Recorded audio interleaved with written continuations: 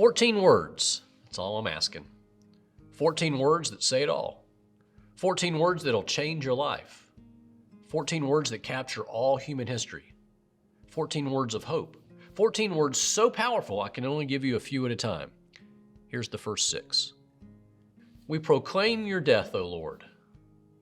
When you and I think about death, we're usually afraid. That's what happens in the gospel story today. Death scares us. We don't understand it. Death hurts and we dread it. Some of us even deny it. I remember when I was teaching my first daughter to drive, Sarah Ann, she wasn't necessarily the best at paying attention to everything around her. I had to remind her, red lights, they're not just suggestions. It was as if on the inside she said, but Dad, I'm invincible. I'm 15, 16 years old. Meanwhile, I'm doing that invisible dad thing with my feet trying to stop the brakes on the floorboard on the passenger side. That's evidently what Ted Williams thought too. You remember Ted, the greatest hitter of baseball without steroids? When he died, Ted went to Alcor Life Extension Foundation near the Scottsdale, Arizona airport. They took his frozen body and they put it in storage with the other residents. The bodies were frozen and placed in a glass-like matrix, waiting to reanimate. There were plaques beneath all of their photos, and beneath Ted's it said first life cycle, 1925 to 1997. Second life cycle, 1997 too, and that was left blank. He was awaiting his second life cycle, when science will bring us back from the dead. Ted's not dead, he's just waiting for his second life cycle. Human beings, we just don't know what to do with death. We either dread it or deny it, but the fact of the matter is, you and I will die.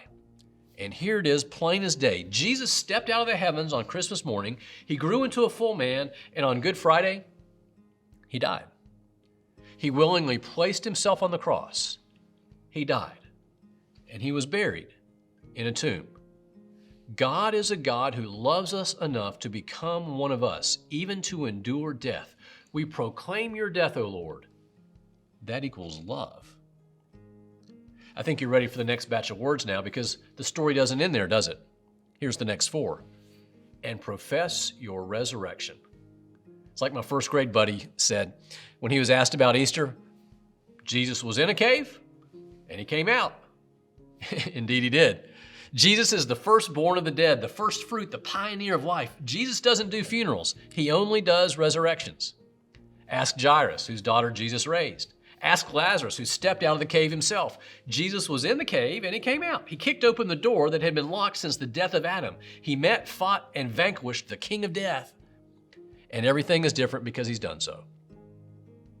I was reminded of that at a funeral not long ago when the pastor reminded us of a man who went shopping for an oriental rug for his home. So he went to the store and they had all the rugs hanging so that you could examine each one. And he started with the first one and it was $25. The next one was about $100. The next one was $200. And pretty soon he noticed that they were arranged from the cheapest to the most expensive. And so he just went ahead and fast forwarded all the way to the most expensive one to see just how lovely it was. When he got to the last one, he looked at the price tag. It was $25,000. He was pretty excited. But he looked at the rug and he thought, this is the ugliest rug I've ever seen. This is hideous. How in the world could this homely rug be so expensive? So he went to the owner and he said, this is outrageous, the extravagant price on this rug. Look at this, $25,000. Are you kidding me? Look how ugly that is. And the owner walked him around and said, that's because you're looking at it from the wrong side. That's the thing about death.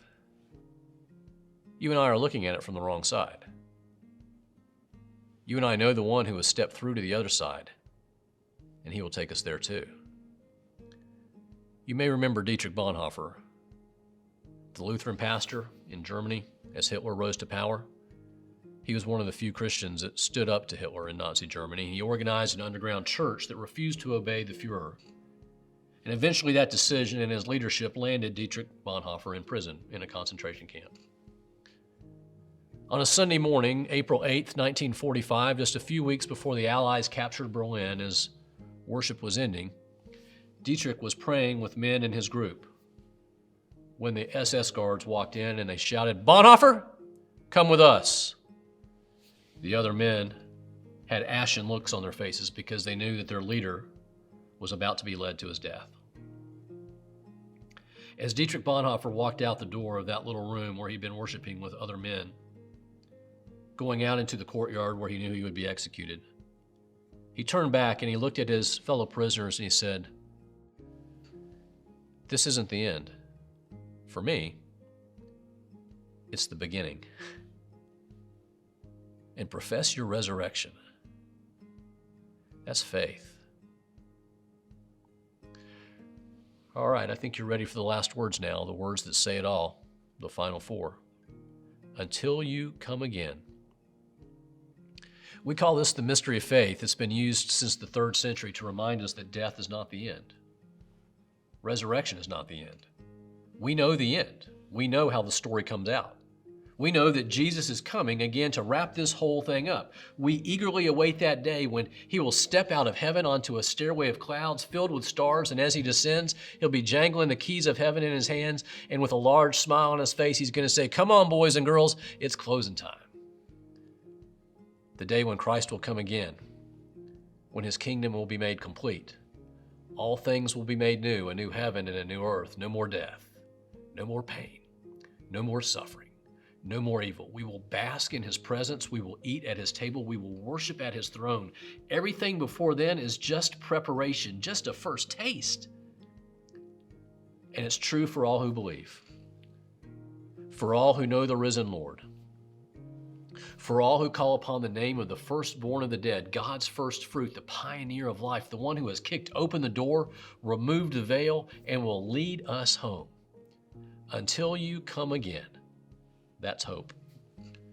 We proclaim your death, O Lord, and profess your resurrection until you come again. Happy Easter.